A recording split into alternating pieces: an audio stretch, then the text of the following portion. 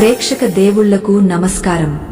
అప్పు ఈ రెండు అక్షరాల పదం మనిషి జీవితాన్ని ఎంతలా కుదిపేస్తుందో అది అనుభవించేవారికే తెలుస్తుంది. రాత్రిపూట కంటికి నిద్ర రాదు, పగలు మనశ్శాంతి ఉండదు. నలుగురిలో తల ఎత్తుకుని తిరగలేము, అలాగని ప్రాణం తీసుకుని వెళ్లిపోలేము. అప్పుల బాధ అనేది కేవలం డబ్బుకు సంబంధించిన సమస్య మాత్రమే కాదు, అది మనిషి ఆత్మగౌరవానికి, ప్రశాంతతకు సంబంధించిన పెద్ద అగ్నిపరీక్ష. ఈనాడు ఎంతోమంది తాము చేస్తున్న ఉద్యోగాల నుండో వ్యాపారాల నుండో వస్తున్న ఆదాయం సరిపోక అవసరాలకు మించి చేసిన ఖర్చుల వలనో లేదా అనుకుని ఆపదలు రావడం వలనో అప్పుల ఊబిలో కూరుకుపోతున్నారు. బయటపడాలని ఎంత గెలగెలలాడినా ఆ ఊబి మరింత లోపలికి లాగేసుకుంటుందే తప్ప దరి చేరనివ్వడం లేదు. అసలు మనిషికి ఈ పరిస్థితి ఎందుకు వస్తుంది? మన పురాణాలలో, ఇతిహాసాలలో దీనికి పరిష్కారం లేదా అంటే ఖచ్చితంగా ఉంది. కురుక్షేత్ర సంగ్రామంలో అర్జునుడికి విషాదం కలిగినప్పుడు ఆ విషాదాన్ని యోగంగా మార్చిన జగద్గురువు శ్రీకృష్ణుడు ఆర్థికపరమైన ఇబ్బందుల నుండి, అప్పుల నుండి బయటపడటానికి కూడా అద్భుతమైన మార్గాలను సూచించాడు. అప్పు తీరాలంటే కేవలం జేబులో డబ్బు ఉంటే సరిపోదు. ముందు మన ఆలోచన విధానంలో, మన జీవనశైలిలో, మన కర్మలో మార్పు రావాలి. కృష్ణుడు చెప్పిన ఆ 3 కీలకమైన మార్పులను గనుక మనం పాటించగలిగితే ఎంతటి పెద్ద అప్పుల కొండ అయినా కరిగిపోక తప్పదు. ఈ ప్రయాణాన్ని మనం లోతుగా అర్థం చేసుకుందాం. మనిషి జీవితం ఒక యుద్ధరంగం లాంటిది. ప్రతిరోజూ మన మనస్సులో కోరికలకు, బాధ్యతలకు మధ్య యుద్ధం జరుగుతూనే ఉంటుంది. ధనం అనేది ఈ యుద్ధంలో ఒక ఆయుధం మాత్రమే. కాని దురదృష్టవశాత్తు నేటి కాలంలో ఆ ధనమే జీవితాన్ని శాసించే స్థాయికి చేరుకుంది. అప్పు చేయడం తప్పు కాదు, కాని ఆ అప్పు తీర్చలేక పరువు పోగొట్టుకుని మానసిక క్షోభ అనుభవించడం నరకంతో సమానం. పాండవులు అరణ్యవాసం, అజ్ఞాతవాసం చేస్తున్నప్పుడు వారికి రాజ్య సంపద లేదు, చేతిలో చిల్లిగవ్వలేదు, పైగా అవమానాలు, కష్టాలు. కాని వారు ఎప్పుడూ ధైర్యాన్ని కోల్పోలేదు. ఎందుకంటే వారి పక్షాన ధర్మం ఉంది, వారి వెంటే కృష్ణుడు ఉన్నాడు. ఈనాడు మనకు అప్పుల బాధ ఉంది అంటే ఎక్కడో ధర్మం తప్పిందనో లేదా మన ఆలోచన దారి తప్పిందనో అర్థం చేసుకోవాలి. శ్రీకృష్ణుడు భగవద్గీతలో మనిషి పడే ప్రతి బాధకు మూలం తన ఆలోచనలే అని స్పష్టంగా చెప్పాడు. అప్పుల బాధ కూడా దీనికి మినహాయింపు కాదు. మనం గమనిస్తే అప్పు అనేది ఒక్క రోజులో వచ్చింది కాదు.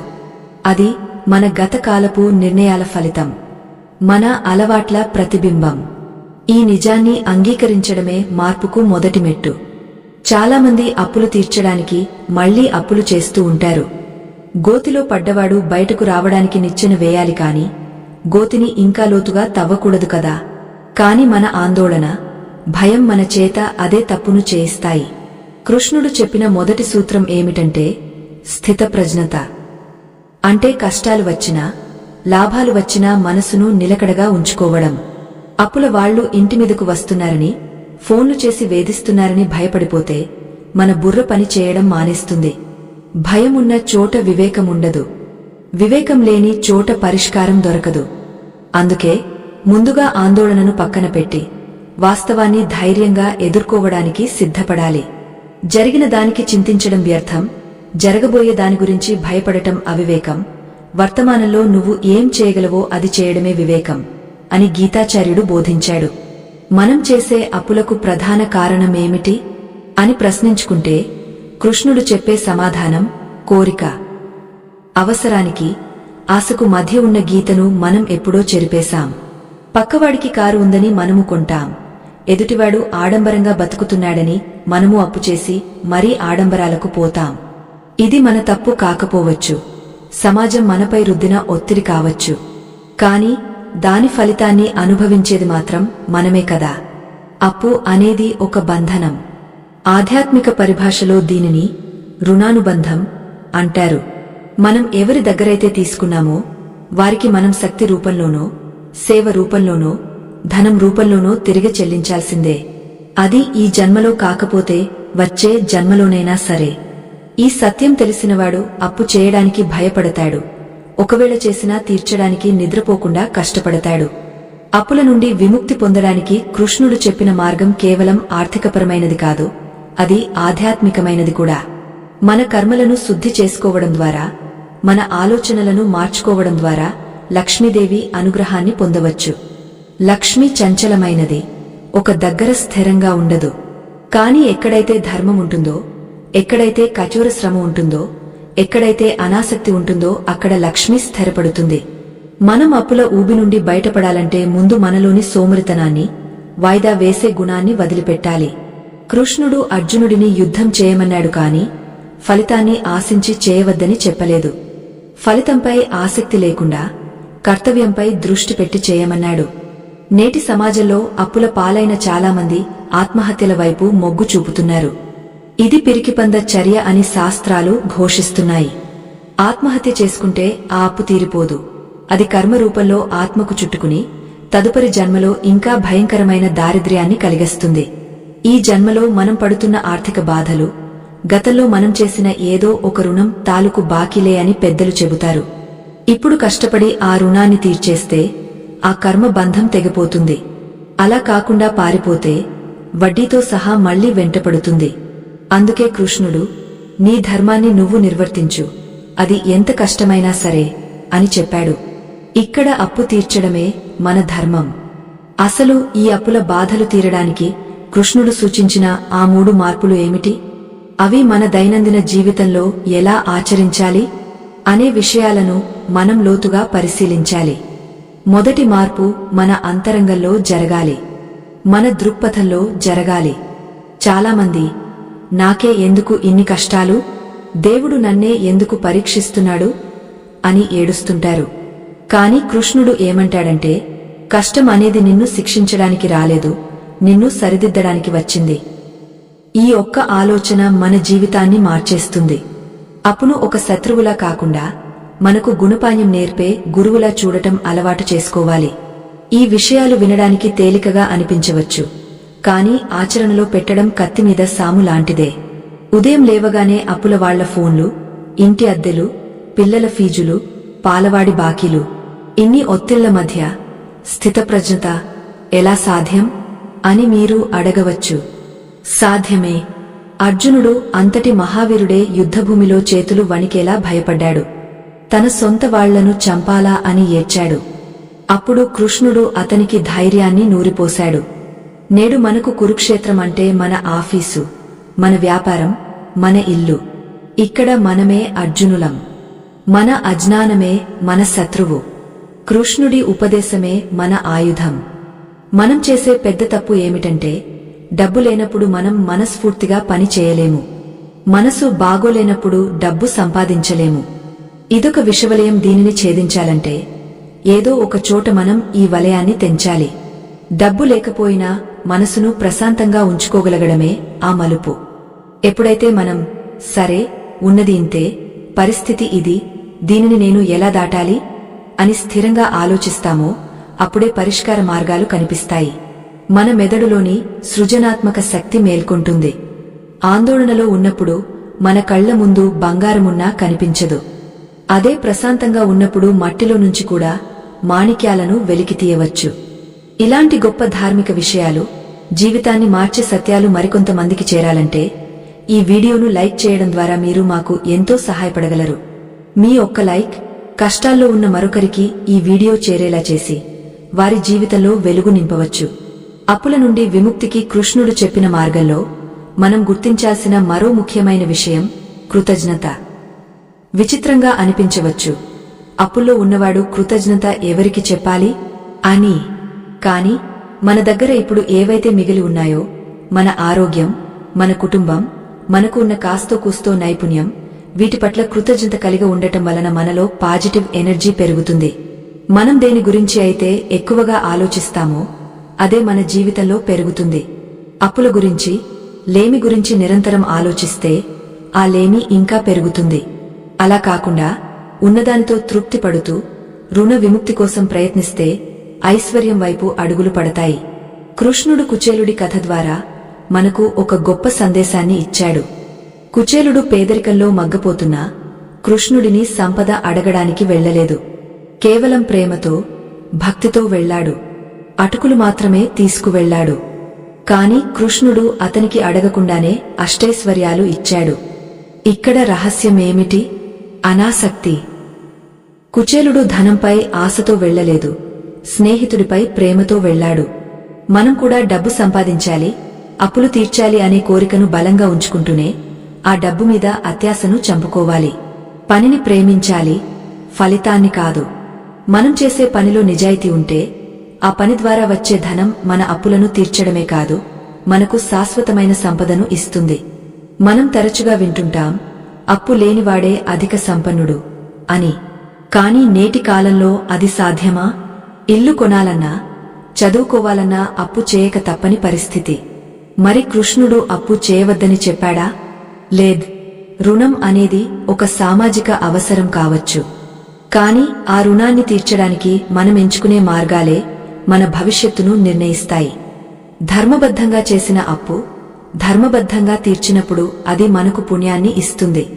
కాని మోసంతో చేసిన అప్పు, ఎగ్గొట్టాలనే ఆలోచనతో ఉన్న అప్పు పాపాన్ని మూటగడుతుంది. ఇప్పుడు మనం అసలు విషయంలోకి అడుగుపెడుతున్నాం.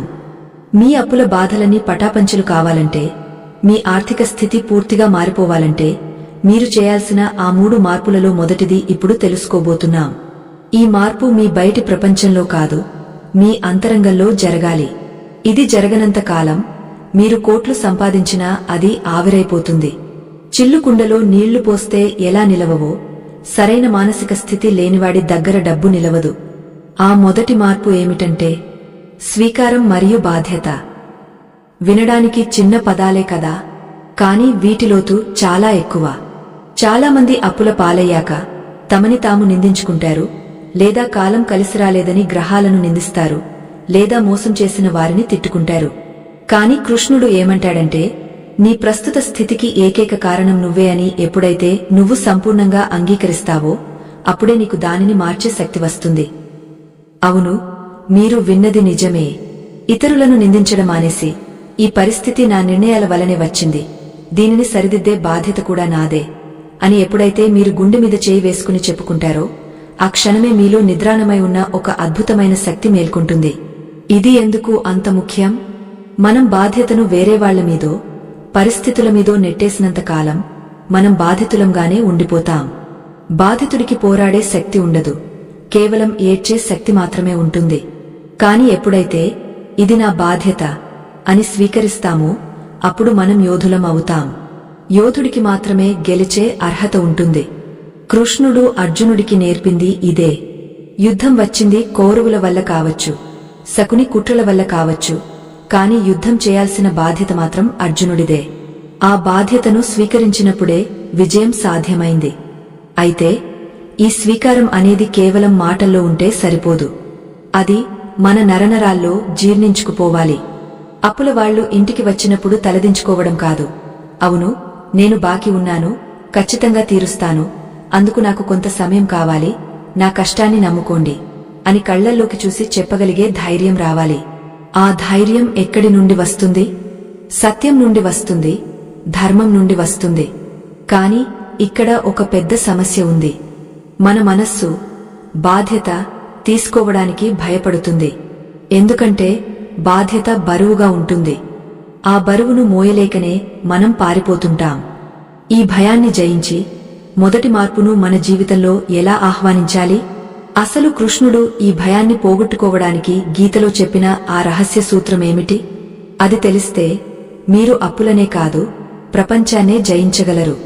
ఆ రహస్యం మరేమిటో కాదు, ఫలితంపై ఆశ వదులుకుని కర్మపై మాత్రమే దృష్టి పెట్టడం. దీనినే కృష్ణుడు నిష్కామ కర్మ అన్నాడు.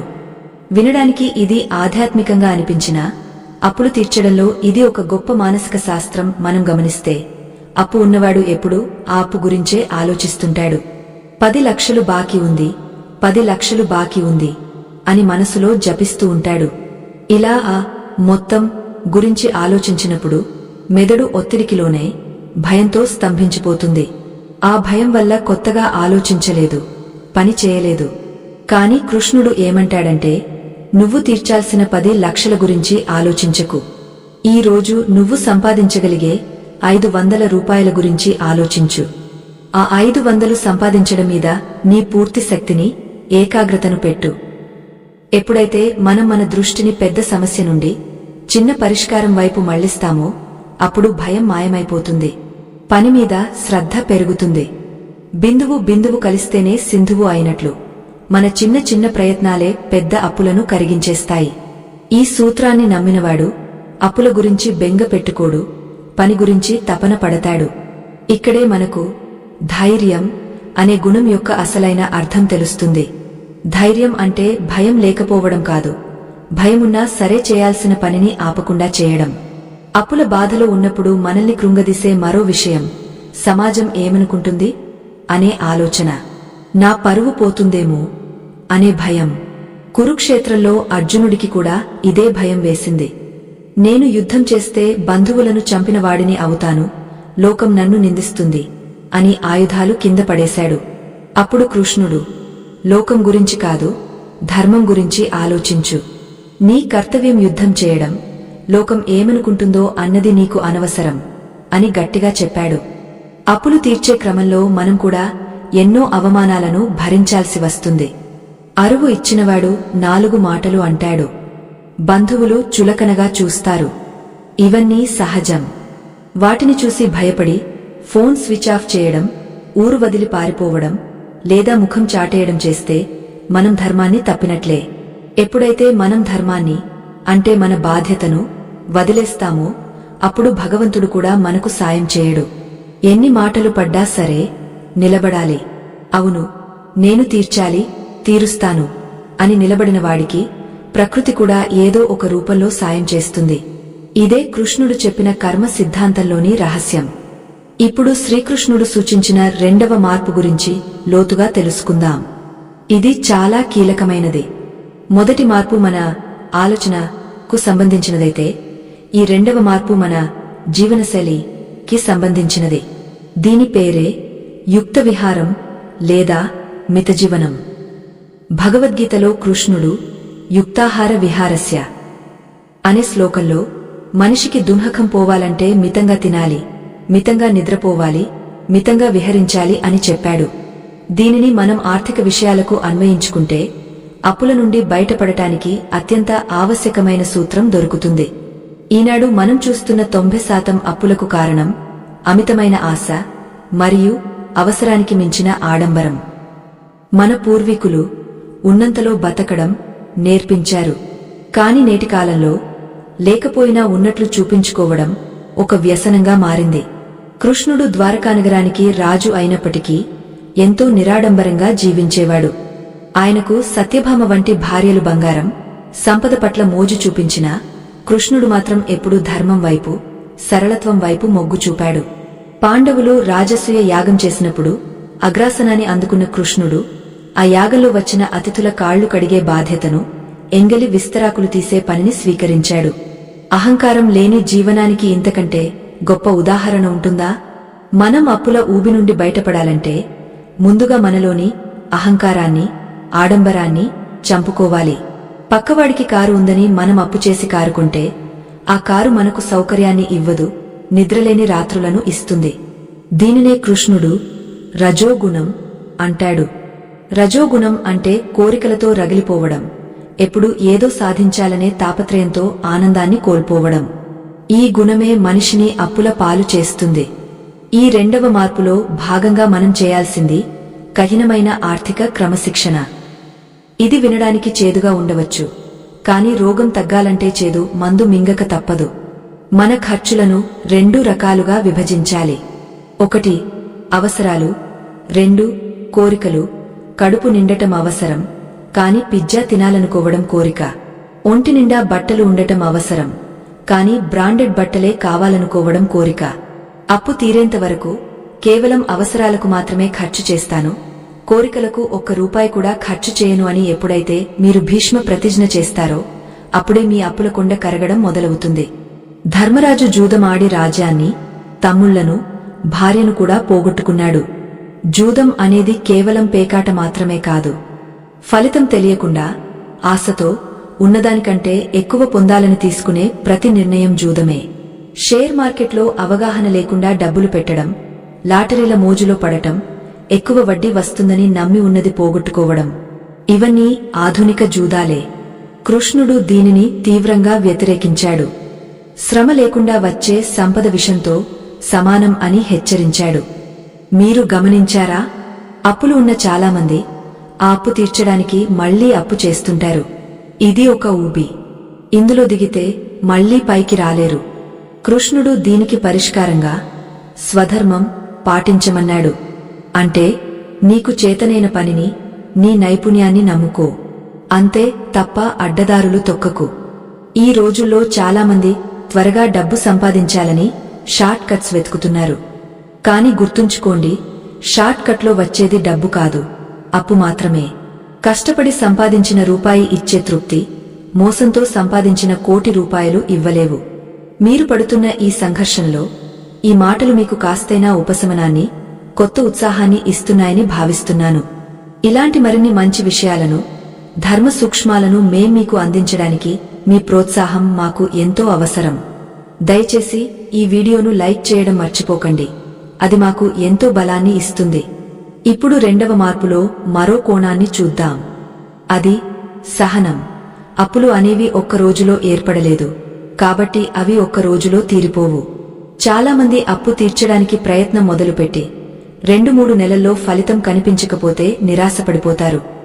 మళ్లీ పాత అలవాట్లలోకి వెళ్లిపోతారు. కాని కృష్ణుడు గీతలో అభ్యాస యోగం గురించి చెప్పాడు. మనస్సు చంచలమైనది. దానిని అభ్యాసం మరియు వైరాగ్యం ద్వారా మాత్రమే అదుపు చేయగలమని చెప్పాడు. ఆర్థిక క్రమశిక్షణ అనేది ఒక రోజు పాటించేది కాదు, అది ఒక జీవన విధానం కావాలి. మనం అప్పుల వాళ్లకు సమాధానం చెప్పలేక ముఖం చాటేస్తాం అన్నాం కదా. అక్కడ మనం చేసే పెద్ద తప్పు అసత్యం ఆడటం. రేపు ఇస్తాను, ఎల్లుండి ఇస్తాను అని లేనిపోని గడువులు పెట్టి ఆ సమయానికి ఇవ్వలేక వాళ్ల నమ్మకాన్ని పోగొట్టుకుంటాం.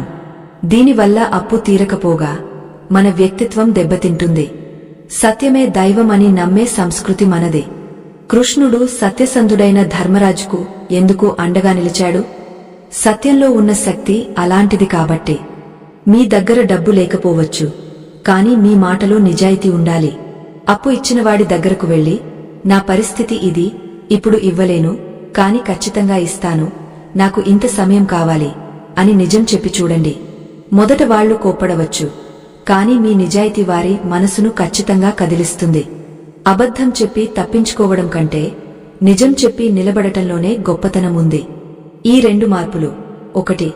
బాధ్యతను స్వీకరించి ఫలితంపై ఆశ లేకుండా పని చేయడం. 2. ఆడంబరాలను వదిలి కఠినమైన ఆర్థిక క్రమశిక్షణతో, సత్యంతో జీవించడం. ఇవి 2 మన చేతుల్లో ఉన్న పనులు. ఇవి భౌతికమైన ప్రయత్నాలు కాని, జీవితంలో కొన్నిసార్లు మనం ఎంత కష్టపడ్డా, ఎంత నిజాయితీగా ఉన్నా పరిస్థితులు మనకు అనుకూలించవు. అంతా వ్యతిరేకంగానే జరుగుతుంది. అప్పులు తీరకపోగా కొత్త సమస్యలు వచ్చి పడుతుంటాయి. ఆరోగ్యం పాడవ్వడమో, ఇంట్లో కలహాలు రావడమో జరుగుతుంది. అప్పుడు మనిషి పూర్తిగా కుంగపోతాడు. నేను ఇంత మంచిగా మారాను కదా, అయినా నాకెందుకు ఈ శిక్ష అని దేవుడిని ప్రశ్నిస్తాడు. సరిగ్గా ఇక్కడే శ్రీకృష్ణుడు చెప్పిన 3వ మార్పు అత్యంత కీలకం అవుతుంది. ఇది కేవలం మార్పు కాదు, ఇది ఒక అద్భుతం.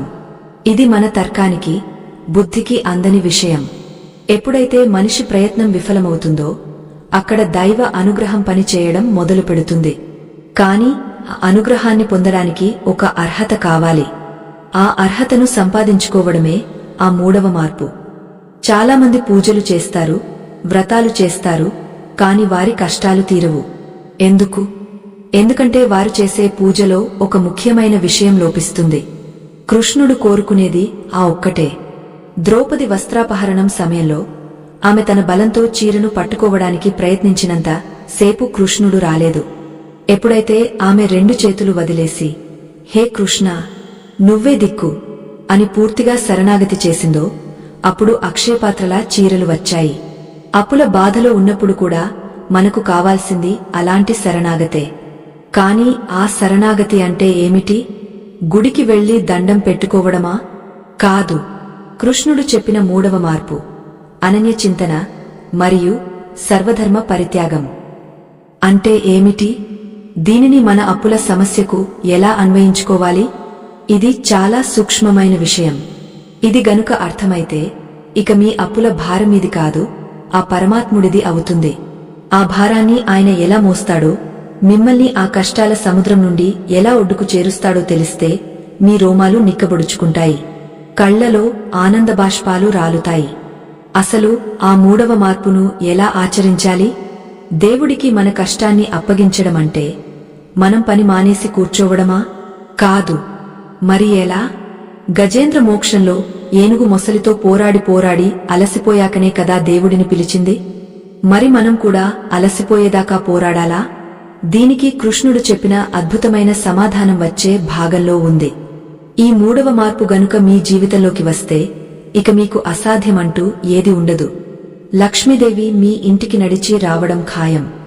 ఆ రహస్య మార్గాన్ని తెలుసుకోవడానికి సిద్ధంగా ఉండండి. ఆ రహస్య మార్గమే శరణాగతి. గీతలో శ్రీకృష్ణుడు చెప్పిన పరమ రహస్యం ఇదే. సర్వధర్మాన్ పరిత్యజ్య మామేకం శరణం వ్రజ అని ఆయన అన్నప్పుడు దాని అర్థం అన్ని పనులు మానేసి రమ్మని కాదు. నీ పనుల తాలూకు భారాన్ని, ఫలితాల తాలూకు చింతను వదిలేసి నన్ను నమ్ము అని అర్థం. దీనిని అప్పుల బాధకు ఎలా అన్వయించుకోవాలో ఒక చిన్న ఉదాహరణ ద్వారా తెలుసుకుందాం. ఒక వ్యక్తి రైలులో ప్రయాణిస్తున్నాడు అనుకోండి. అతని దగ్గర ఒక బరువుగా ఉన్న పెట్టె ఉంది. అతను ఆ పెట్టెను తన తలమీద పెట్టుకుని కూర్చున్నా లేదా కింద పెట్టి కూర్చున్నా ఆ పెట్టెను మోసేది రైలు బండి మాత్రమే. కాని మూర్ఖుడు ఆ బరువును తలమీద పెట్టుకుని నేను మోస్తున్నాను అని అనవసరమైన శ్రమ పడతాడు. జానీ ఆ పెట్టెను కింద పెట్టి ప్రశాంతంగా కూర్చుంటాడు. ఇక్కడ ఆ రైలు బండి దైవశక్తి అయితే ఆ ప్రయాణికుడు మనం. ఆ పెట్టె మన అప్పుల భారం. మనం చేసే పొరపాటు అదే. అప్పు తీర్చడానికి కష్టపడటం తప్పు కాదు, కాని ఆ బరువును మన గుండెల్లో మోయడమే తప్పు. ఈ అప్పు నాది కాదు, ఇది కృష్ణుడిది. ఆయన నా ద్వారా దీనిని తీర్పిస్తున్నాడు. నేను కేవలం ఆయన చేతిలో ఒక పరికరాన్ని, నిమిత్తమాత్రుడిని మాత్రమే అని ఎప్పుడైతే మీరు బలంగా నమ్ముతారో అప్పుడు మీ మనసులోని ఒత్తిడి మాయమైపోతుంది. ఒత్తిడి పోతే మెదడు అద్భుతంగా పనిచేస్తుంది. ఈ మూడవ మార్పును ఆచరణలో పెట్టడమంటే మీ ప్రతి సమస్యను దేవుడి పాదాల దగ్గర వదిలేయడం. ఉదయం నిద్ర లేవగానే కృష్ణా, ఈ రోజు నేను చేయాల్సిన ప్రయత్నం నేను చేస్తాను, కాని ఫలితం నీ దయ. ఎవరైనా వచ్చి నన్ను నిందించినా అవమానించినా అది నీకే చెందుతుంది అని చెప్పుకోవాలి. ఇది పిరికితనం కాదు, ఇది అపారమైన జ్ఞానం. ఎందుకంటే మన జీవితంలో జరిగే ప్రతి సంఘటన వెనుక మన ప్రమేయం లేని ఎన్నో శక్తులు పనిచేస్తుంటాయి. మనం ఎంత ప్రణాళిక వేసుకున్నా ఒక్కోసారి అనుకోని ఆటంకాలు వస్తాయి. ఆటంకాలను మనం దాటలేం, కాని ఆ పరమాత్ముడు దాటించగలడు. ద్రౌపది వస్త్రాపహరణం సమయంలో ఆమె 2 చేతులు ఎత్తేసి దండం పెట్టినప్పుడు ఆమె తన మానాన్ని పూర్తిగా కృష్ణుడికి అప్పగించేసింది. అంటే ఇక నా మానం పోయినా దక్కినా అది నీ ఇష్టం అనే సంపూర్ణమైన శరణాగతి అది. అప్పుడు కృష్ణుడు ఆమె మానాన్ని కాపాడాడు. అలాగే ఈ ఆర్థిక సమస్యల నుండి నన్ను బయటపడేస్తావో లేదా వీటితోనే నన్ను ముంచేస్తావో నీ ఇష్టం అని ఎవరైతే దేవుడి మీద భారం వేసి నిశ్చింతగా ఉంటారో వారి బాధ్యతను ఆ భగవంతుడే తీసుకుంటాడు. కృష్ణుడు చెప్పిన మరో అద్భుతమైన సూత్రం యోగక్షేమం వహామ్యహం. అనన్య చింతనతో ఎవరైతే నన్ను ఉపాసిస్తారో వారి యోగక్షేమాలను నేనే చూసుకుంటాను అని మాటిచ్చాడు. యోగం అంటే లేనిదాన్ని ఇవ్వడం, క్షేమం అంటే ఉన్నదాన్ని కాపాడటం. అప్పుల్లో ఉన్నవాడికి ఈ 2 అవసరమే. అప్పు తీర్చడానికి ధనం కావాలి, యోగం, ఉన్న ఆస్తిపాస్తులు పోకుండా ఉండాలి, క్షేమం. ఈ 2 జరగాలంటే మనం చేయాల్సింది ఆ దేవాదిదేవుడిని మన జీవితంలో భాగస్వామిని చేసుకోవడమే. వ్యాపారంలో పెట్టుబడి పెట్టినవాడికి లాభాలు ఎలా పంచుతామో అలాగే మన జీవితంలో కృష్ణుడిని భాగస్వామిని చేసుకోవాలి. అంటే మన కష్టసుఖాలు 2 ఆయనవే. చాలామంది దేవుడిని కేవలం కష్టాలు వచ్చినప్పుడు మాత్రమే తలుచుకుంటారు. అది వ్యాపారం లాంటి భక్తి. కాని కృష్ణుడు కోరుకునేది ప్రేమతో కూడిన మైత్రి. అర్జునుడు కృష్ణుడికి భక్తుడు మాత్రమే కాదు, స్నేహితుడు కూడా. అందుకే కృష్ణుడు అర్జునుడి రథానికి సారథిగా మారాడు. యుద్ధం చేసింది అర్జునుడే, కాని రథాన్ని నడిపింది కృష్ణుడు. మనం కూడా మన జీవిత రథాన్ని కృష్ణుడి చేతికి ఇవ్వాలి. అంటే మన బుద్ధిని ఆయనకు అప్పగించాలి. ఎప్పుడైతే మనం ధర్మం తప్పకుండా నిజాయితీగా బతుకుతామో అప్పుడు మన అంతరాత్మ రూపంలో కృష్ణుడు మనకు దారి చూపిస్తాడు. ఈ పని చేయి, ఈ నిర్ణయం తీసుకో అని మనలో నుండే ఒక గొంతు వినిపిస్తుంది. దానిని వినగలగడమే నిజమైన భక్తి. అప్పుల బాధలో ఉన్నప్పుడు మనసు నిలకడగా ఉండదు కదా, మరి దైవధ్యానం ఎలా చేయాలి అని సందేహం రావచ్చు. దీనికి సమాధానం ఒక్కటే, నామస్మరణ. కలియుగంలో నామస్మరణకు మించిన శక్తి లేదని శాస్త్రాలు చెబుతున్నాయి. మీరు పనిలో ఉన్నా, ప్రయాణంలో ఉన్నా, వంట చేస్తున్నా మనసులో కృష్ణ అను, రామ అను, ఓం నమః శివాయ అను, మీకు నచ్చిన దైవనామాన్ని జపిస్తూనే ఉండాలి. ఈ నామ జపం ఏం చేస్తుందంటే మన చుట్టూ ఉన్న ప్రతికూల తరంగాలను పారద్రోలుతుంది. అప్పుల వాళ్ల గొడవలు, ఇంటిపోరు వల్ల మన చుట్టూ ఒక రకమైన నెగటివ్ ఎనర్జీ తయారవుతుంది. అది మనల్ని ఇంకాస్త కృంగదీస్తుంది. కాని నిరంతర నామస్మరణ వల్ల ఆ నెగటివ్ ఎనర్జీ తొలగిపోయి ఒక రక్షణ కవచం ఏర్పడుతుంది. ఆ ప్రశాంతతలో మనకు కొత్త ఆలోచనలు వస్తాయి. ఈ 3 మార్పులు: 1. బాధ్యతను స్వీకరించడం, 2. నిరాడంబరమైన జీవనం, 3. భగవంతుడికి శరణాగతి. ఇవి 3 ఒక త్రిశూలం లాంటివి. ఈ త్రిశూలంతో ఎంతటి కర్మనైనా ఛేదించవచ్చు. కాని ఇక్కడ ఒక హెచ్చరిక కూడా ఉంది. మనం మంచిగా మారాం కదా, ఇక అంతా మంచి జరుగుతుంది అని అనుకుంటే పొరపాటే. అసలు పరీక్ష ఇక్కడే మొదలవుతుంది. బంగారం మెరవాలంటే దానిని నిప్పులో కాల్చాలి. అలాగే భగవంతుడు మనల్ని కష్టాల నుండి బయటపడేసే ముందు మనం నిజంగా మారామా లేదా అని పరీక్షిస్తాడు. ఆ పరీక్షా సమయం చాలా కఠినంగా ఉంటుంది. మనమెప్పుడైతే నేను నిజాయితీగా ఉంటాను అని నిర్ణయించుకుంటామో సరిగా అప్పుడే డబ్బుల అవసరం విపరీతంగా పెరిగిపోతుంది. అప్పుడే మనకు అడ్డదారులు చాలా ఆకర్షణీయంగా కనిపిస్తాయి. ఈ ఒక్కసారికి అబద్ధం చెబితే ఏం పోతుందిలే అనిపిస్తుంది. కాని గుర్తుంచుకోండి, ఆ సమయమే మీ భవిష్యత్తును నిర్ణయించే సమయం. దానిని ఆధ్యాత్మిక పరిభాషలో మాయ అంటారు. ఆ మాయను దాటడమే అసలైన గెలుపు. హరిశ్చంద్రుడు సత్యం కోసం రాజ్యాన్ని, భార్యను, బిడ్డను అమ్ముకున్నాడు కాని సత్యాన్ని వదలలేదు. అందుకే అతను చరిత్రలో నిలిచిపోయాడు. చివరకు అఖండ ఐశ్వర్యాన్ని తిరిగి పొందాడు. మనకు అంతటి కష్టాలు రాకపోవచ్చు, కాని చిన్న చిన్న ప్రలోభాలు వస్తాయి.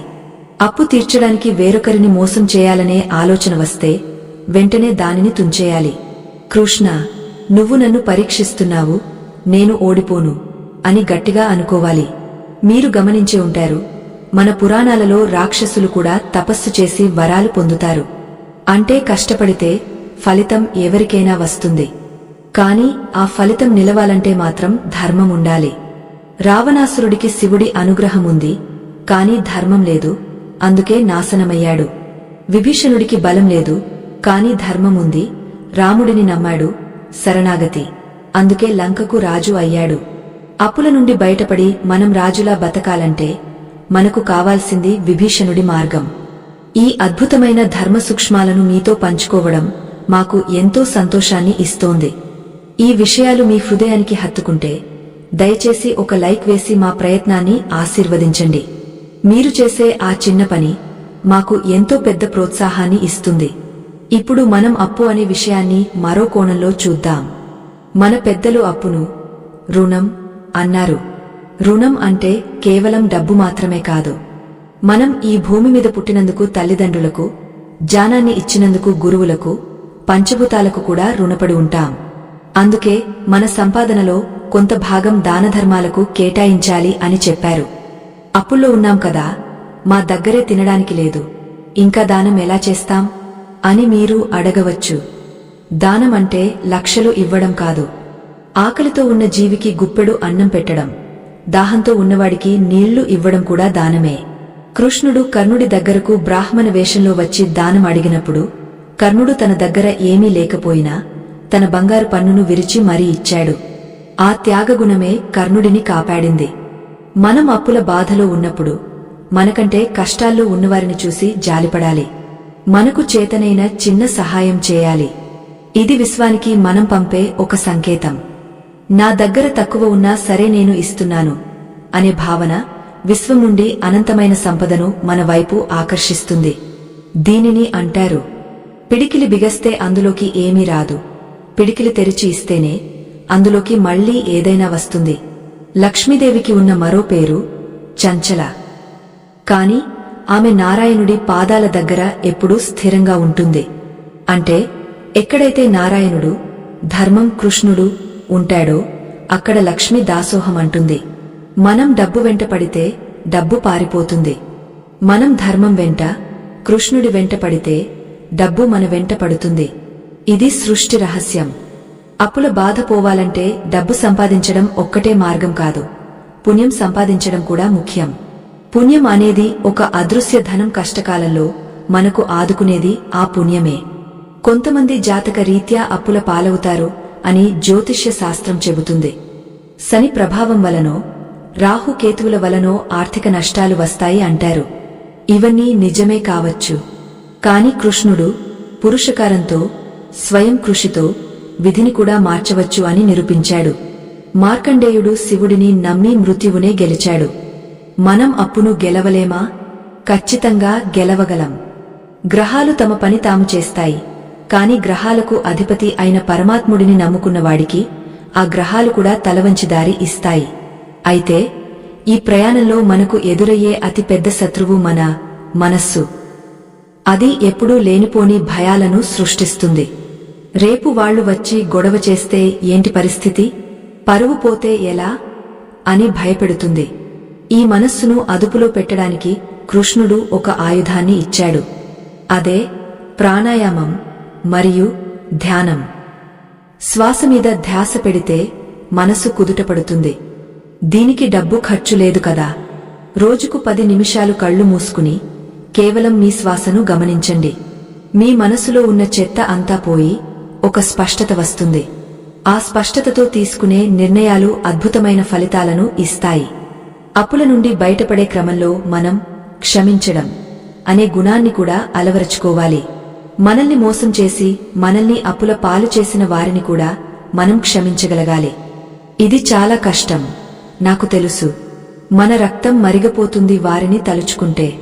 కాని ఆ కోపం, ఆ ద్వేషం మన శక్తిని తించేస్తాయి.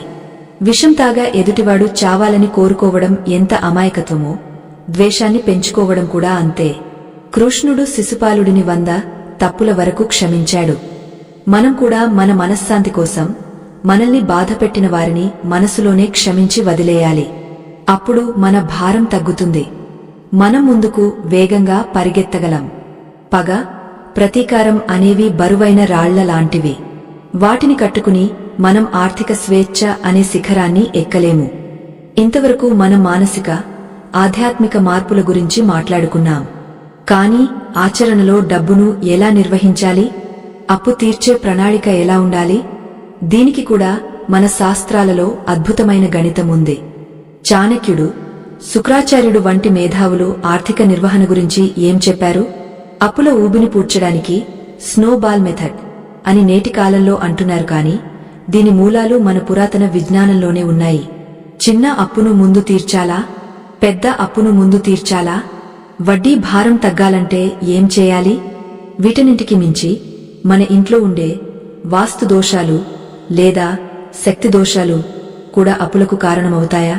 దరిద్ర దేవత ఇంట్లో తాండవం చేయకుండా ఉండాలంటే లక్ష్మీదేవిని ఆహ్వానించడానికి మన ఇంటిని, మన పరిసరాలను ఎలా ఉంచుకోవాలి? కృష్ణుడు దీని గురించి ఏం చెప్పాడు?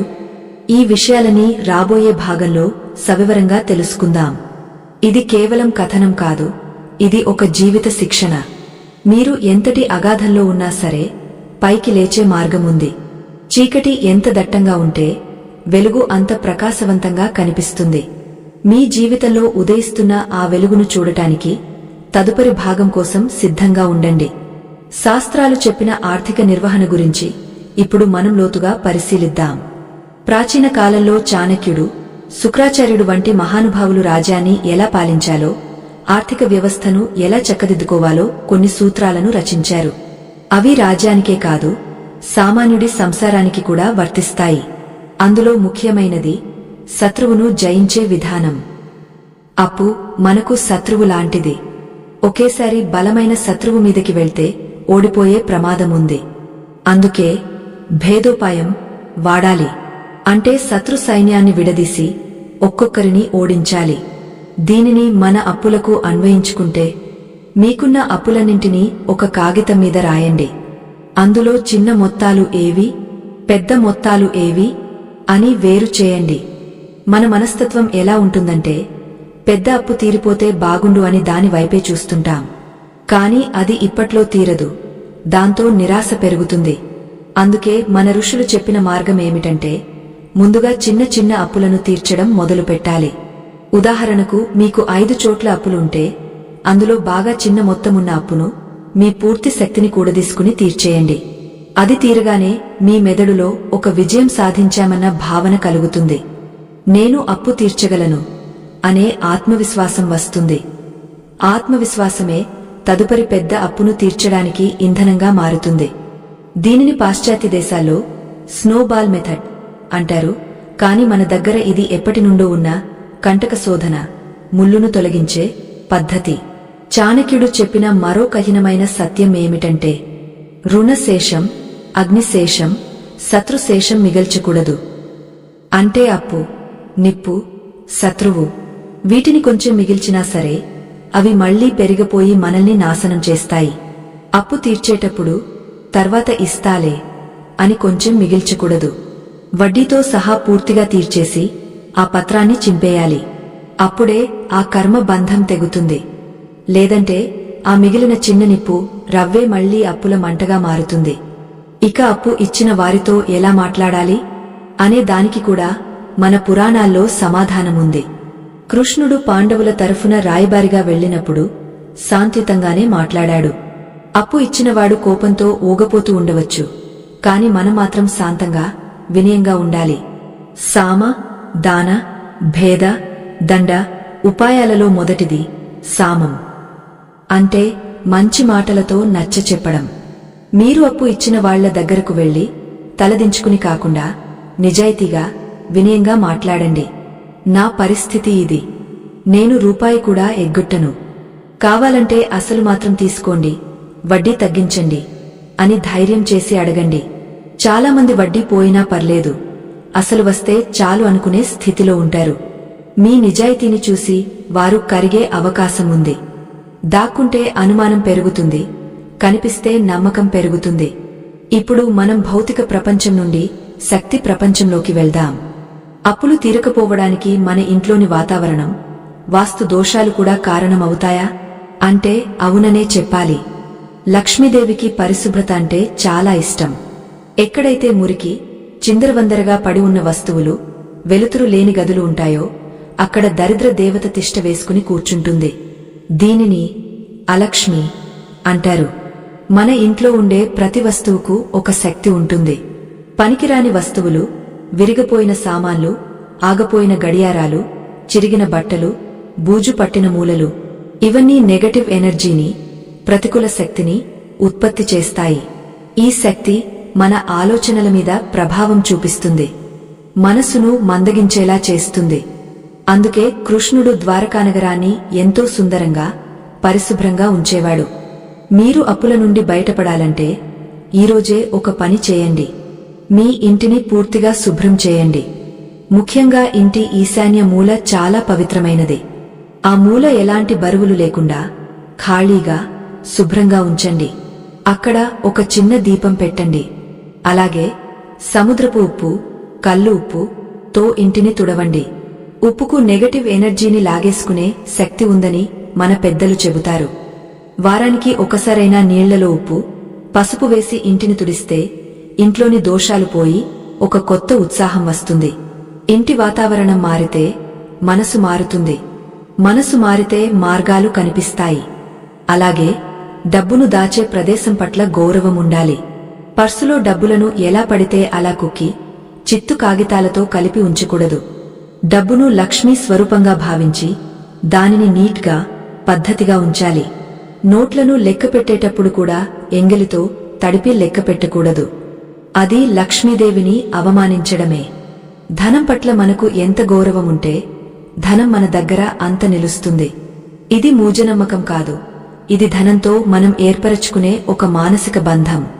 ఇంతటి విలువైన విషయాలు, మన సనాతన ధర్మం నేర్పిన పాణ్యాలు నలుగురికి చేరాలని, ప్రతి ఒక్కరూ అప్పుల బాధ నుండి విముక్తి పొందాలని మా తపన. ఈ యజ్ఞంలో మీరు కూడా భాగస్వాములు కావాలంటే ఈ వీడియోను లైక్ చేసి మీ బంధుమిత్రులకు షేర్ చేయండి. మీరు చేసే ఆ చిన్న సాయం వారి జీవితంలో పెద్ద వెలుగును నింపవచ్చు. ఇక మనం జాగ్రత్త పడాల్సిన మరో ముఖ్యమైన విషయం ధనక్షయం లేదా ధనరంధ్రాలు. కుండకు చిన్న రంధ్రముంటే చాలు, అందులో నీళ్లన్నీ కారిపోతాయి. అలాగే మన జీవితంలో కూడా కొన్ని చిన్న అలవాట్లు సంపదను హరించివేస్తాయి. వీటిని కృష్ణుడు ప్రమాదాలు అన్నాడు. అంటే అజాగ్రత్త వల్ల వచ్చే నష్టాలు. నేటి కాలంలో మన జేబులో నుండి డబ్బులు లాగేసుకునే రంధ్రాలు చాలా ఉన్నాయి. అవసరం లేని సబ్స్క్రిప్షన్లు, డేటా ప్యాక్లు, బయట తిండి, సిగరెట్లు, మందు వంటి వ్యసనాలు. ఇవన్నీ చిన్న చిన్న ఖర్చులే అనిపిస్తాయి. కానీ నెలకు లెక్క వేస్తే అది వేలల్లో ఉంటుంది, సంవత్సరానికి లక్షల్లో ఉంటుంది. అప్పు తీరేంత వరకు ఇలాంటి అనవసరపు ఖర్చులన్నింటినీ కఠినంగా నిలిపివేయాలి. సంపాదించిన ప్రతి రూపాయిని పొదుపు చేయడమంటే ఇంకో రూపాయి సంపాదించినట్లే అని పెద్దల మాట. టీ, కాఫీలు మానేసి ఆ డబ్బును ఒక డబ్బాలో వేసి చూడండి. నెల తిరిగేసరికి అది ఎంత అవుతుందో చూసి మీరే ఆశ్చర్యపోతారు. ఇది కేవలం డబ్బు ఆదా చేయడం మాత్రమే కాదు, మన మనసు మీద మనకు అదుపు రావడానికి చేసే సాధన. ఎప్పుడైతే మనం చిన్న కోరికను జయిస్తామో మన సంకల్ప బలం పెరుగుతుంది. ఆ బలంతో పెద్ద అప్పులను కూడా తీర్చగలం. మరో కీలకమైన విషయం సత్సంగం, అంటే మంచివారి సహవాసం. కృష్ణుడు అర్జునుడికి ఎందుకు అంతటి విజయాన్ని ఇచ్చాడు? ఎందుకంటే అర్జునుడు కృష్ణుడిని విడిచి ఉండలేదు కాబట్టి. దుర్యోధనుడు కర్ణుడి వంటి వీరుడు పక్కన ఉన్నా ఎందుకు ఓడిపోయాడు? శకుని వంటి కుటిల బుద్ధి గలవాడి మాట విన్నాడు కాబట్టి. అప్పుల ఊబిలో ఉన్నప్పుడు మన స్నేహితులు ఎవరు అనేది చాలా ముఖ్యం.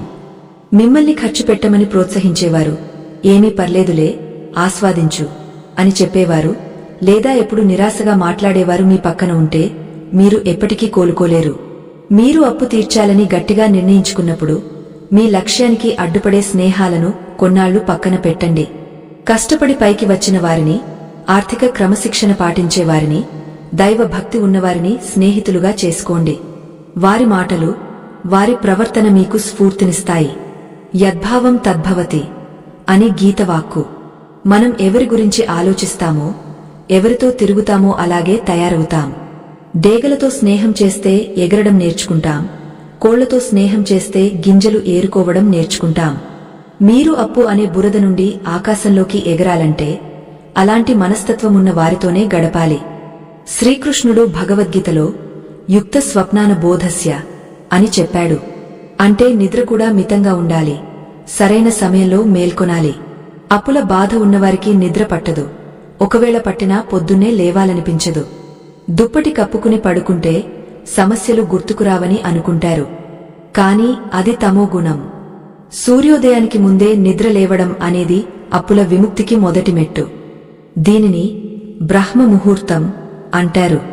ఆ సమయంలో ప్రకృతిలో ఒక అద్భుతమైన ప్రాణశక్తి ఉంటుంది. అప్పుడు లేచి స్నానం చేసి దీపం వెలిగించి ప్రశాంతంగా కూర్చుని మీ రోజును ప్లాన్ చేసుకోండి. ఆ సమయంలో మీ మెదడు అత్యంత చురుకుగా ఉంటుంది. ప్రపంచంలోని అత్యంత ధనవంతులు, విజయవంతమైన వ్యక్తులు అందరూ ఉదయాన్నే నిద్రలేచేవారే. ఆ సమయంలో మనం చేసే సంకల్పానికి పదింతల శక్తి ఉంటుంది. సూర్యుడు ఉదయించాక కూడా నిద్రపోయేవారి ఇంట సిరి సంపదలు నిలవవు అని మన పెద్దలు ఎందుకు చెప్పారు? ఎందుకంటే సూర్యుడు తేజస్సుకు ప్రతీక. ఆ తేజస్సును మనం ఆహ్వానించాలి. ఉదయం లేవగానే సూర్యుడికి నమస్కారం చేసి, ఈ రోజు నా అప్పు తీర్చడానికి నాకు శక్తిని ఇవ్వు అని ప్రార్థించండి. ఆదిత్య హృదయం చదివినా లేదా విన్నా మంచిదే. సూర్యుడు గ్రహాలకు రాజు. ఆయన అనుగ్రహముంటే మనలో నాయకత్వ లక్షణాలు, ధైర్యం పెరుగుతాయి. అప్పుల వాళ్లను ఎదుర్కోవడానికి కావాల్సిన స్థైర్యం వస్తుంది. ఇప్పటి వరకు మన మనసును ఎలా మార్చుకోవాలి, ఇంటిని ఎలా ఉంచుకోవాలి, డబ్బును ఎలా నిర్వహించాలి అని తెలుసుకున్నాం. ఇవన్నీ ఒక ఎత్తు అయితే ఇప్పుడు నేను చెప్పబోయేది మరో ఎత్తు. మన ఋషులు, యోగులు తమ దివ్య దృష్టితో కొన్ని విశేషమైన మంత్రాలను, పరిహారాలను కనుగొన్నారు. ఇవి శాస్త్రీయంగా కూడా మన నాడుల మీద ప్రభావం చూపుతాయి. శబ్దం అనేది శక్తి. ఒక నిర్దిష్టమైన శబ్దాన్ని పదే పదే ఉచ్చరించడం వల్ల మన చుట్టూ ఉన్న పరిస్థితులు మారుతాయి. అప్పుల బాధను త్వరగా పోగొట్టడానికి కృష్ణుడు స్వయంగా సూచించిన మంత్రం ఏదైనా ఉందా? లేదా కుజ దోషం వల్ల వచ్చే రుణ బాధలకు ప్రత్యేకమైన పరిహారముందా? మంగళవారం నాడు చేయవలసిన ఒక చిన్న పని వల్ల సంవత్సరాల తరబడి తీరని బాకీలు కూడా తీరిపోతాయని మీకు తెలుసా? రుణ విమోచన అంగారక స్తోత్రం వెనుక ఉన్న రహస్యమేమిటి?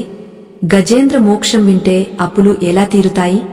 ఇవి కేవలం నమ్మకాలు కాదు, అనుభవపూర్వక సత్యాలు.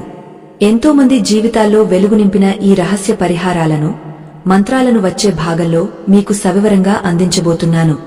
మీరు పూజగదిలో కూర్చుని చేయగలిగే చిన్న చిన్న పనులు మీ తలరాతను ఎలా మారుస్తాయో తెలుసుకోవాలంటే తదుపరి భాగం వరకు వేచి చూడాల్సిందే. ఆ శక్తివంతమైన మంత్రం మీ చెవిన పడితే చాలు, మీ కష్టాలు కరిగిపోవడం ఖాయం.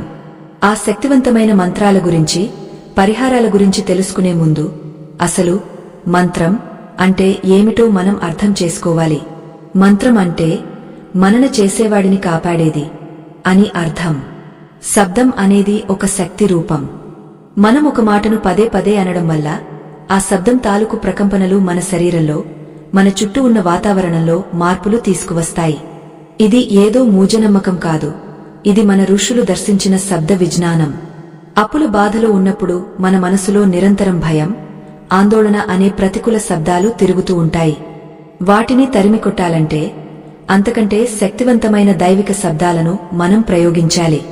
విషాన్ని విషంతోనే విరిచినట్లు చెడు ఆలోచనలను దైవ మంత్రంతోనే జయించాలి. జ్యోతిష్య శాస్త్ర రీత్యా అప్పులకు కారకుడు కుజుడు లేదా అంగారకుడు. ఈ గ్రహం ప్రభావం సరిగా లేనప్పుడు మనిషి అప్పుల పాలవుతాడు, లేదా ఇచ్చిన అప్పులు తిరిగి రావు. భూమికి పుత్రుడైన అంగారకుడు మనలోని ధైర్యానికి, సాహసానికి ప్రతీక. రుణం తీరాలంటే కావాల్సింది ధైర్యమే కదా. అందుకే మన పెద్దలు మంగళవారం నాడు కుజుడిని ఆరాధించడం ద్వారా రుణ విముక్తి కలుగుతుందని చెప్పారు. దీనికోసం మీరు పెద్ద పెద్ద యాగాలు చేయాల్సిన పనిలేదు. ప్రతి మంగళవారం ఉదయం స్నానం చేశాక ఎర్రటి పూలతో సుబ్రహ్మణ్య స్వామినిగాని, ఆంజనేయ స్వామినిగాని పూజించండి. ఎందుకంటే వీరిద్దరూ కుజగ్రహానికి అధిదేవతలు. దీనితో పాటు రుణ విమోచన అంగారక స్తోత్రం అని ఒక అద్భుతమైన స్తోత్రం ఉంది. ఇది చాలా శక్తివంతమైనది. దీనిని ప్రతిరోజు, ముఖ్యంగా మంగళవారం నాడు పయించడం వల్ల అప్పులు తీర్చే మార్గాలు వాటంతటా అవే తెరుచుకుంటాయి. ఇందులో రుణ విమోచన అంటే అప్పుల నుండి విముక్తి అని స్పష్టంగా ఉంది. ఈ స్తోత్రాన్ని చదవడం రానివారు కనీసం విన్నా సరే మంచి ఫలితాలు ఉంటాయి. ఇది చదువుతున్నప్పుడు మీ సంకల్పం చాలా గట్టిగా ఉండాలి. స్వామీ, భూమిపుత్రా, నా ఈ రుణ బాధను తొలగించు, నాకు ఆర్థిక స్థిరత్వాన్ని ప్రసాదించు అని మనస్ఫూర్తిగా వేడుకోవాలి. అలాగే మంగళవారం నాడు కందిపప్పును దానం చేయడం వల్ల కూడా కుజదోషం తగ్గి అప్పుల భారం తగ్గుతుందని శాస్త్రం చెబుతోంది. ఇక శ్రీకృష్ణుడు అత్యంత ప్రీతితో, కరుణతో ఆదుకునే భట్టం గజేంద్ర మోక్షం. అప్పులనేవి మొసలి లాంటివి. అవి మన కాళ్లను పట్టుకుని సంసారం అనే మడుగులోకి లాగేస్తుంటాయి. మనం ఎంత గెలగెలలాడినా వదలవు. సరిగ్గా గజేంద్రుడు, ఏనుగు పరిస్థితి కూడా అదే. వేల సంవత్సరాలు పోరాడి తన శక్తి చాలక చివరగా నీవే తప్ప నితహ పరంబెరుగా, రావే ఈశ్వర, కావవే వరద అని ఆర్తనాదం చేశాడు. అప్పుల బాధ తట్టుకోలేక ఆత్మహత్య చేసుకోవాలనుకునే ఆలోచనలు వచ్చే ప్రతి ఒక్కరూ ఒక్కసారి గజేంద్ర మోక్షం ఘట్టాన్ని చదవాలి లేదా వినాలి. అందులో ఆ ఏనుగు పడిన వేదన, దానికి భగవంతుడు ఇచ్చిన అభయం, ఇవి మనసును కదిలిస్తాయి. పోతన భాగవతంలోని గజేంద్ర మోక్షం పద్యాలను ప్రతిరోజు బ్రాహ్మీ ముహూర్తంలో వినడం వల్ల మన చుట్టూ ఉన్న అప్పుల బంధనాలు సడలిపోతాయి. ఇది అనుభవపూర్వకంగా ఎంతోమంది చెప్పిన సత్యం. ఎవరు విడిపించెదరు మడుగులోన చిక్కుకున్న కరిని? ఆ భగవంతుడు తప్ప అని మనకు నమ్మకం కలగాలి. ఆ నమ్మకమే అద్భుతాలను సృష్టిస్తుంది. ఎప్పుడైతే మీరు ఈ స్తోత్రాన్ని భక్తితో వింటారో మీ మనసులో తెలియని ధైర్యం వస్తుంది. ఆ ఏనుగునే కాపాడిన దేవుడు నన్ను కాపాడడా అనే భరోసా వస్తుంది. ఆ భరోసా ఉంటే చాలు, మీరు మళ్లీ పనిలో నిమగ్నమవుతారు, డబ్బు సంపాదిస్తారు. కృష్ణుడు స్వయంగా గీతలో ఓం ఇత్యేకాక్షరం బ్రహ్మ అని చెప్పాడు. ఓం కారమే నేను అన్నాడు. అలాగే కృష్ణుడి నామాలలో గోవింద నామానికి అప్పులను పోగొట్టే శక్తి ఉంది. ద్రౌపది నిండు సభలో అవమానపాలు అవుతున్నప్పుడు కృష్ణ అనలేదు, ద్వారకావాస అనలేదు, హే గోవింద అని పిలిచింది. గోవింద నామం అంటే ఇంద్రియాలకు, గోవులకు, వాక్కుకు అధిపతి అని అర్థం. మనం ఆర్థిక కష్టాల్లో ఉన్నప్పుడు గోవింద నామాలు పయించడం వల్ల వెంకటేశ్వర స్వామి, కలియుగ దైవం అనుగ్రహం కలుగుతుంది. వడ్డీ కాసులవాడు అని ఆయనకు పేరు. ఆయన మన వడ్డీల బాధను తీర్చగల సమర్థుడు. తిరుమల కొండకు వెళ్లలేకపోయినా ఇంట్లోనే కూర్చుని గోవింద గోవింద అని స్మరిస్తే చాలు, ఆపదలు తొలగిపోతాయి. ఇంతటి గొప్ప మహిమగల దైవనామాన్ని, ధర్మ సూక్ష్మాలను 10 మందికి పంచడం కూడా ఒక దైవకార్యమే. మా ఈ ప్రయత్నం మీకు నచ్చినట్లయితే దయచేసి ఈ వీడియోను లైక్ చేసి మన సనాతన ధర్మాన్ని అందరికీ చేరవేయడంలో మాకు సాయం చేయండి. మీ ఆదరణే మాకు శ్రీరామరక్ష. మరొక ముఖ్యమైన పరిహారం గోసేవ. కృష్ణుడికి గోవులంటే ఎంత ఇష్టమో మనందరికీ తెలుసు. ఆయన పేరు గోపాలుడు. జాతక చక్రంలో శుక్రుడు ధనానికి కారకుడు. శుక్రుడికి ప్రీతికరమైనది గోవు. ఎవరి ఇంట్లో అయితే దారిద్ర్యం తాండవిస్తుందో, అప్పులు తీరడం లేదో వారు ఖచ్చితంగా గోసేవ చేయాలి. వారానికి ఒక్కసారైనా ఆవు దగ్గరకు వెళ్లి దానికి అరటిపండ్లు గాని, నానబెట్టిన పెసలు గాని, పాలకూర గాని తినిపించాలి. ఆవు దేహంలో సకల దేవతలు ఉంటారు. ఆవును తాకి నమస్కరించడం వల్ల మన దురదృష్టం తొలగిపోతుంది. ముఖ్యంగా శుక్రవారం నాడు గోవుకు గ్రాసం పెట్టడం వల్ల లక్ష్మీదేవి కటాక్షం కలుగుతుంది.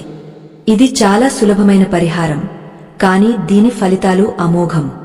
మనం నోరు లేని జీవికి కడుపు నింపితే ఆ భగవంతుడు మన కడుపు నింపుతాడు, మన అప్పులు తీరుస్తాడు.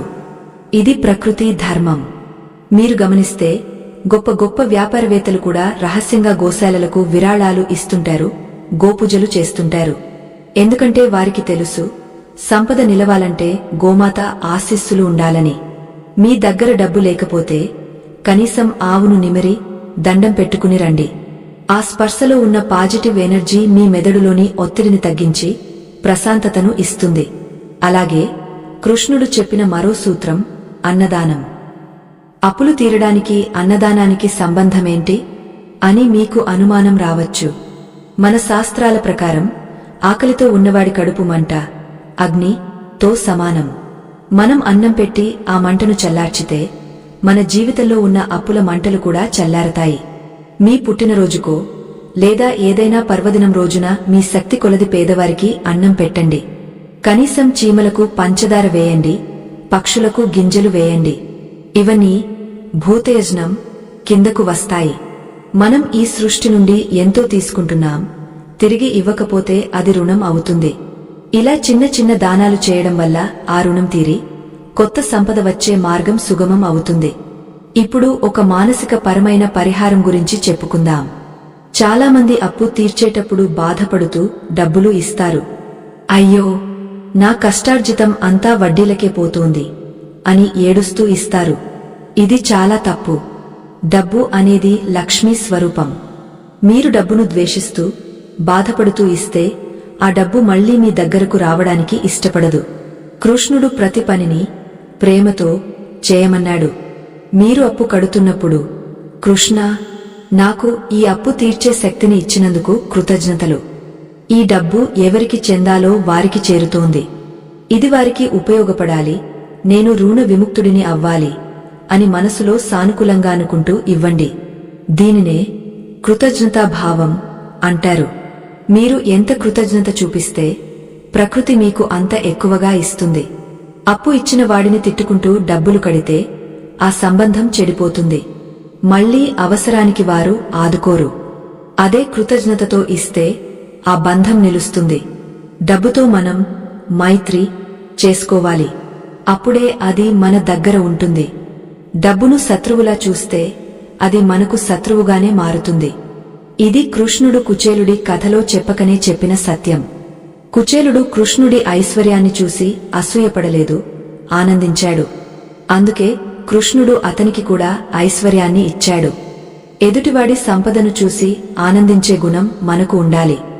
ఇక మనం మన దైనందిన జీవితంలో పాటించవలసిన మరో ముఖ్యమైన నియమం సత్యవాక్ పరిపాలన. మనం పార్ట్ 2లో దీని గురించి కొంచెం చెప్పుకున్నాం. కాని ఇక్కడ పరిహారంగా దీనిని ఎలా వాడాలో చూద్దాం. మీరు ఎవరికైనా రేపు ఇస్తాను అని మాట ఇస్తే ప్రాణం పోయినా ఆ మాట నిలబెట్టుకోవడానికి ప్రయత్నించాలి. ఒకవేళ ఇవ్వలేకపోతే ముందే వెళ్లి విషయం చెప్పాలి. మాట తప్పడం అనేది పెద్ద దోషం. అది మన వాక్శుద్ధిని నాశనం చేస్తుంది. వాక్శుద్ధి లేనివాడికి ఏ మంత్రం ఫలించదు. మీరు గమనించండి, సత్యం మాట్లాడేవారి మాటలకు విలువ ఎక్కువ. వారు జరుగుతుంది అంటే జరుగుతుంది. ఆ శక్తి రావాలంటే చిన్న చిన్న విషయాల్లో కూడా అబద్ధం చెప్పకూడదు. అప్పుల విషయంలో అస్సలు అబద్ధం ఆడకూడదు. శ్రీకృష్ణుడు ధర్మరాజును అజాతశత్రువు అన్నాడు. అంటే శత్రువులు లేనివాడు అని. అప్పుల బాధ పోవాలంటే మనం కూడా అజాతశత్రువులుగా మారాలి. మన ప్రవర్తన వల్ల ఎవరినీ బాధ పెట్టకూడదు.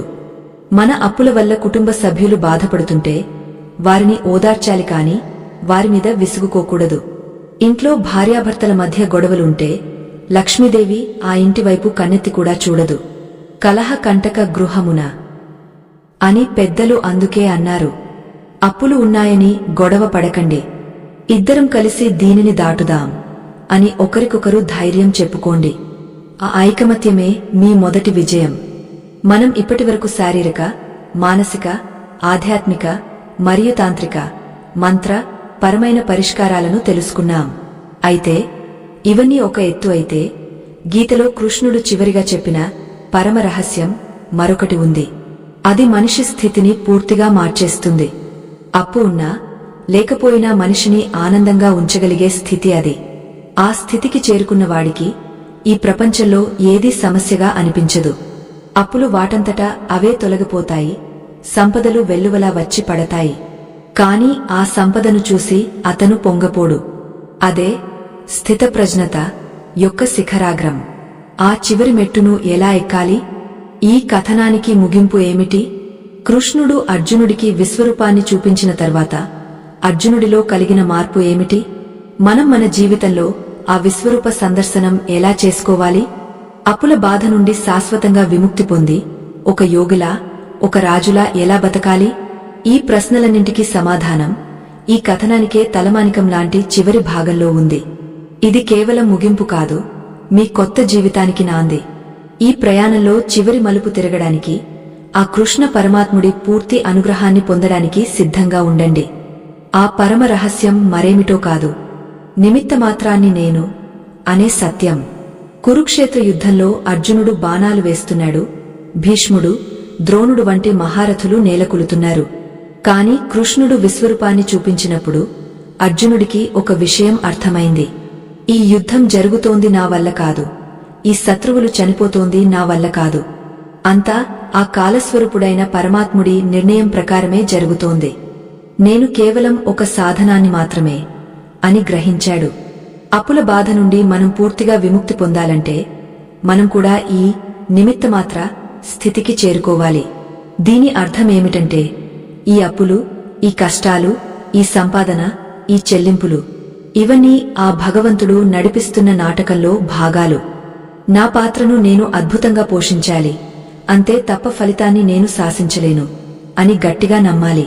ఎప్పుడైతే నేను చేస్తున్నాను, నా వల్లే ఇదంతా జరిగింది అనే అహంకారాన్ని వదిలేస్తామో అప్పుడు ఆ బరువు మన భుజాల మీద నుండి దిగిపోతుంది. కర్తృత్వ భావన వదిలేయడమే మోక్షం. అప్పు అనేది ఒక సంకెళ్ళు అయితే ఆ సంకెళ్లను తెంచే ఉలి ఈ నిమిత్తమాత్ర భావన. శ్రీకృష్ణుడు గీతలో కాలాన్ని నేనే అని చెప్పాడు. అంటే నీ జీవితంలో ఇప్పుడు నడుస్తున్నది కష్టకాలం కాదు, అది కృష్ణకాలం. అప్పులు ఉన్నాయని బాధపడే మనం కాలాన్ని నిందిస్తాం. కాని కాలం ఎప్పుడూ ఒకేలా ఉండదు. చీకటి తర్వాత వెలుగు రావడం ఎంత సత్యమో, అప్పుల బాధ తర్వాత ఐశ్వర్యం రావడం కూడా అంతే సత్యం. చక్రం తిరుగుతూనే ఉంటుంది. కింద ఉన్న ఆకులు పైకి రాక తప్పదు. ఈ ధైర్యం మనకు ఉండాలి. ఈ రోజు మీ పరిస్థితి దారుణంగా ఉండవచ్చు, జేబులో చిల్లిగవ్వ లేకపోవచ్చు. కాని రేపు అనేది ఖచ్చితంగా ఉంది. ఆ రేపటి రోజున అదృష్టం ఏ రూపంలో తలుపు తడుతుందో ఎవరికి తెలుసు? ఆశను చంపుకోవడం అంటే కృష్ణుడిని అవమానించడమే. మనం తరచుగా చేసే మరో తప్పు ఏమిటంటే అప్పు తీరేంత వరకు ఆనందంగా ఉండకూడదు అని మనమే ఒక శిక్ష వేసుకుంటాం. నవ్వడం మానేస్తాం, పండగలు చేసుకోవడం మానేస్తాం, పిల్లలతో ఆడుకోవడం మానేస్తాం. ఇది చాలా ప్రమాదకరం. కృష్ణుడు ఏమంటాడంటే, ఆనందం అనేది భవిష్యత్తులో దొరికే వస్తువు కాదు, అది వర్తమానంలో ఉండే స్థితి. మీరు దుఃఖంలో ఉంటే మీ మెదడు మొద్దుబారిపోతుంది, కొత్త అవకాశాలను చూడలేదు. అదే మీరు ఉన్నంతలో సంతోషంగా ఉంటే మీ మెదడు చురుగ్గా పనిచేసి డబ్బు సంపాదించే కొత్త మార్గాలను అన్వేషిస్తుంది. అప్పు తీరాకే నవ్వుతాను అనుకుంటే అప్పు ఎప్పటికీ తీరదు. నవ్వుతూ కష్టపడితేనే అప్పు త్వరగా తీరుతుంది. జీవితం అంటే కేవలం డబ్బు సంపాదన మాత్రమే కాదు. బురదలో ఉన్నా సరే పద్మం ఎంత అందంగా వికసిస్తుందో, అప్పుల బాధలో ఉన్నా సరే మనం అంత హుందాగా బతకాలి. మన నడవడిక, మన మాట తీరు, మన వ్యక్తిత్వం ఇవేవి డబ్బుతో ముడిపడి ఉండకూడదు. డబ్బు లేకపోయినా మనం మహారాజులా ఆలోచించవచ్చు. కృష్ణుడు పశువుల కాపరిగా ఉన్నప్పుడు, రాజుగా ఉన్నప్పుడు, రథసారథిగా ఉన్నప్పుడు అన్ని వేళలా ఒకేలా ఉన్నాడు. అదే స్థితప్రజ్ఞత. మనకు డబ్బు పోతే పోయింది, కాని మన నవ్వు, మన ప్రశాంతత అప్పుల వాళ్లకు తాకట్టు పెట్టకూడదు. అవి మన సొంతం. ఇప్పుడు మనం చెప్పుకున్న వాటన్నింటినీ ఒక్కసారి మననం చేసుకుందాం. అప్పుల నుండి బయటపడాలంటే మనం చేయాల్సిన ప్రయాణం ఇది. బాధ్యతను స్వీకరించడం, ఇతరులను నిందించకుండా ఇది నా కర్తవ్యం అని గుర్తించడం, అనాసక్తి మరియు కఠోర శ్రమ, ఫలితం గురించి ఆలోచించకుండా పిచ్చివాడిలా కాకుండా ఒక యోగలా పనిచేయడం, సరళ జీవనం, ఆడంబరాలకు పోకుండా అవసరాలకు మాత్రమే ఖర్చు చేస్తూ పొదుపు చేయడం, శరణాగతి, మన భారాన్ని దేవుడికి అప్పగించి నిర్భయంగా ఉండటం, దైవిక పరిహారాలు, నామస్మరణ, గోసేవ, అన్నదానం వంటి పుణ్యకార్యాల ద్వారా పాజిటివ్ ఎనర్జీని పెంచుకోవడం. ఈ 5 మెట్లు ఎక్కిన వాడికి 6వ మెట్టుపై ఆ కృష్ణ పరమాత్ముడు చేయి అందించి పైకి లాగుతాడు. అప్పుల బాధ అనేది శాశ్వతం కాదు. అది మీ కర్మను కడిగ వేయడానికి వచ్చిన ఒక సబ్బు నీరు మాత్రమే. ఆ నురుగు పోయాక మీ ఆత్మ వజ్రంలా మెరుస్తుంది. చరిత్రలో ఎందరో మహానుభావులు అప్పుల పాలయ్యారు. కాని వారు ఆత్మహత్య చేసుకోలేదు, పారిపోలేదు. నిలబడ్డారు, పోరాడారు, గెలిచారు. వారి విజయమే మనకు స్ఫూర్తి. మీరు ఒంటరివారు కాదు. మీ గుండెలో అంతరాత్మగా కృష్ణుడు ఉన్నాడు. మీ కష్టాన్ని ఆయన చూస్తున్నాడు. ఆయన మీకోసం ఒక అద్భుతమైన భవిష్యత్తును రచిస్తున్నాడు. మీకు కావాల్సింది కేవలం ఓర్పు మరియు నమ్మకం. ప్రతిరోజు రాత్రి పడుకునే ముందు ఆ రోజు జరిగిన సంఘటనలను దేవుడి పాదాల దగ్గర వదిలేయండి. కృష్ణ, ఈ రోజు నేను చేయగలిగింది చేశాను. ఏదైనా తప్పులు ఉంటే క్షమించు. రేపు ఉదయం మళ్లీ కొత్త శక్తితో నిద్రలేపు అని ప్రార్థించి పడుకోండి. నిద్రలో వచ్చే కలల గురించి, రేపటి చింతల గురించి ఆలోచించకండి. గాఢ నిద్ర కూడా ఒక యోగమే. నిద్ర సరిగా ఉంటేనే రేపటి యుద్ధానికి మనం సిద్ధం కాగలం. అలాగే మీరు ఎప్పుడూ గుర్తుంచుకోవాల్సిన విషయం ఒకటి ఉంది. ధనం అనేది శక్తి. అది నీరు లాంటిది. పారే నీరు స్వచ్ఛంగా ఉంటుంది, నిలిచిన నీరు మురిగిపోతుంది. డబ్బును దాచుకోవడం కాదు, దానిని ప్రవహించేలా చేయాలి. అంటే సంపాదన, ఖర్చు, పొదుపు, దానం, ఈ చక్రం సజావుగా సాగాలి. భయంతో డబ్బును ఆపేస్తే అది రావడం కూడా ఆగపోతుంది. ధైర్యంగా పెట్టుబడి పెట్టండి. జానమీద, నైపుణ్యం మీద ధైర్యంగా ఖర్చు చేయండి. అవసరాలకు ధైర్యంగా దానం చేయండి. ఈ ప్రవాహమే లక్ష్మీదేవి నడక. చివరగా మన పురాణాల్లో కుచేలోపాఖ్యానం మనకు చెప్పే నీతి ఏమిటి? కుచేలుడు కృష్ణుడిని చూడగానే తన దారిద్ర్యాన్ని మర్చిపోయాడు, పరవశించిపోయాడు. ఆనందంలో తను అడగవలసిన కోరికనే మర్చిపోయాడు. కాని ఇంటికి వెళ్లేసరికి సకల సంపదలు అతని కోసం వేచి ఉన్నాయి. మనం కూడా మన అప్పుల బాధను మర్చిపోయి మన కర్తవ్యం, పని అనే కృష్ణుడిని ప్రేమించడం మొదలు పెడితే సంపదలు మనకు తెలియకుండానే మన ఇంటికి చేరతాయి. అడగకుండానే అమ్మ అన్నం పెట్టినట్లు, అడగకుండానే ఆ పరమాత్ముడు మన అవసరాలు తీరుస్తాడు. కాబట్టి మిత్రులారా, భయాన్ని వదలండి, కన్నీళ్లు తుడవండి. అప్పుల పత్రాలను చూసి బెంగ పెట్టుకోకండి. మీలో ఉన్న అనంతమైన శక్తిని గుర్తించండి. ఉత్తిష్క, జాగ్రత్త, లెండి, మేల్కొనండి అని వివేకానందుడు చెప్పినట్లు మీలోని పరాక్రమాన్ని నిద్రలేపండి. ఈ అప్పులు, ఈ సమస్యలు మీ కాళ్ల కింద ధూళితో సమానం. మీరు తలచుకుంటే ఆకాశాన్ని అందుకోగలరు. మీరు తలచుకుంటే ఈ అప్పుల ఊబిని పూడ్చి దానిమీద ఒక సామ్రాజ్యాన్ని నిర్మించగలరు. ఆ శక్తి మీకు ఉంది. ఆశీర్వాదం మీకు ఉంది. ఈ వీడియో ద్వారా మీకు ఒక కొత్త ఆలోచన వచ్చినా, ఒక క్షణం మనశ్శాంతి దొరికినా మా ప్రయత్నం ఫలించినట్లే. మేము చెప్పిన ఈ విషయాలు కేవలం వినడానికే కాకుండా ఆచరణలో పెట్టడానికి ప్రయత్నించండి. ఫలితం ఒక్కరోజులో రాకపోవచ్చు, కానీ ఖచ్చితంగా వస్తుంది. ఆ నమ్మకంతో ముందడుగు వేయండి. ఇంతటి విలువైన సమయాన్ని వెచ్చించి ఈ కథనాన్ని పూర్తిగా విన్నందుకు, చదివినందుకు మీకు మా హృదయపూర్వక ధన్యవాదాలు. మీ జీవితంలో అప్పుల బాధలు తొలగిపోయి అష్టైశ్వర్యాలు, ఆయురారోగ్యాలు కలగాలని ఆ ద్వారకాధీశుడిని, ఆ వెంకటేశ్వర స్వామిని మనసారా ప్రార్థిస్తున్నాము. మా ఈ చిన్న ప్రయత్నం నచ్చితే ఈ వీడియోను లైక్ చేయండి. అది మాకు ఎంతో ప్రోత్సాహాన్ని ఇస్తుంది. ఇలాంటి ఆధ్యాత్మిక, ధార్మిక విషయాలు, జీవన సత్యాలు మరిన్ని తెలుసుకోవాలనుకుంటే మన ఛానల్ను ఇప్పుడే సబ్స్క్రైబ్ చేసుకోండి. పక్కనే ఉన్న గంట సింబల్ను నొక్కడం మర్చిపోకండి. తద్వారా మా తదుపరి వీడియోలు మీకు వెంటనే అందుతాయి. మీకు ఉన్న సందేహాలను, మీ అనుభవాలను కామెంట్ రూపంలో మాకు తెలియజేయండి. జై శ్రీకృష్ణ అని ఒక్కసారి కామెంట్ సెక్షన్లో టైప్ చేయండి. ఆ నామస్మరణే మనందరికీ రక్ష. సర్వం శ్రీకృష్ణార్పణమస్తు. స్వస్తి.